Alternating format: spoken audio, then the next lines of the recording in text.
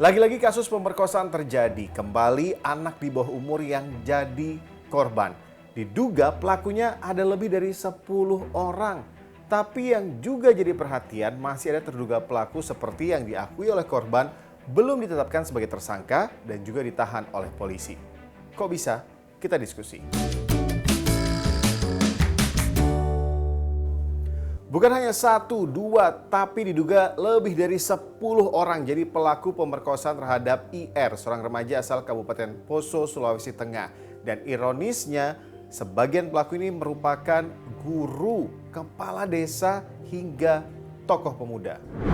Terungkapnya kasus ini berdasarkan laporan dari orang tua korban ke Mapolres Parigi Motong pada 25 Januari 2023. Orang tua korban mendapatkan pengaduan dari anaknya yang selama ini bekerja di rumah adat. Ia bekerja sejak awal tahun 2022 pada saat usianya masih 15 tahun.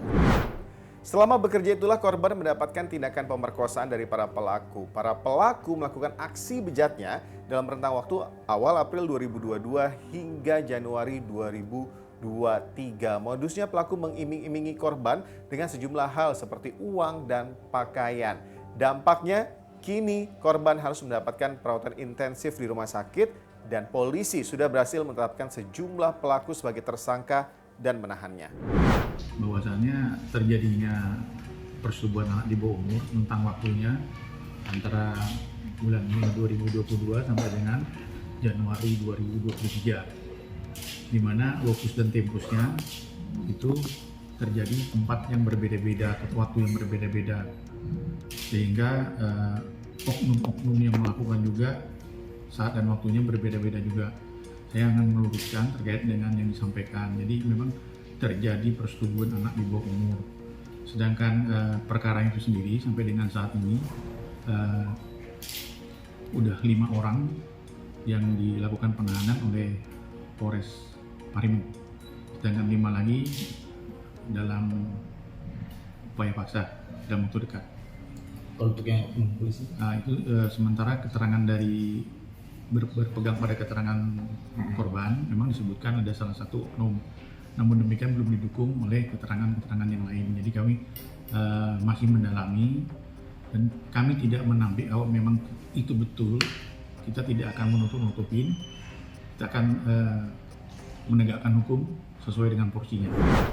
Seperti yang disampaikan oleh polisi, saat ini ada 10 orang yang sudah ditetapkan sebagai tersangka, 5 orang sudah ditahan, 5 orang belum ditahan. Kemudian yang ramai dibahas ternyata ada satu lagi terduga pelaku yang juga melakukan pemerkosaan, anggota Brimob. Tapi hingga kini polisi belum menetapkan anggota Brimob itu sebagai tersangka ataupun juga ditahan. Alasannya karena hanya ada keterangan dari korban.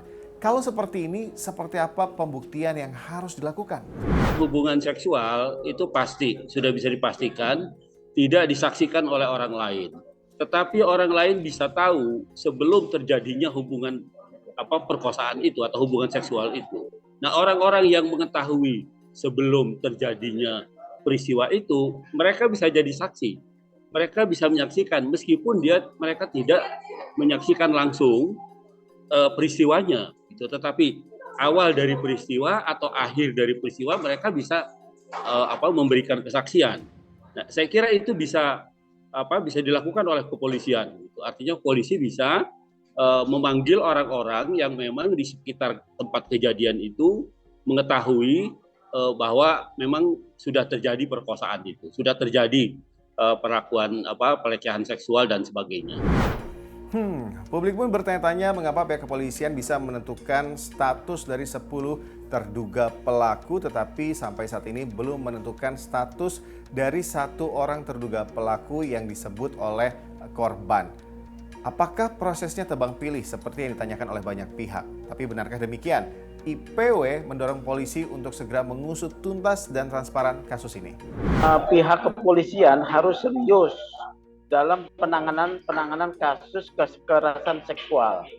Karena kasus-kasus kekerasan seksual memang satu problem yang berat adalah korban akan menjadi korban ganda ketika kepadanya diterapkan satu proses pembuktian yang rumit. Ya, misalnya pelaku sendiri, ya, pelaku misalnya sendiri tidak ada saksi lain.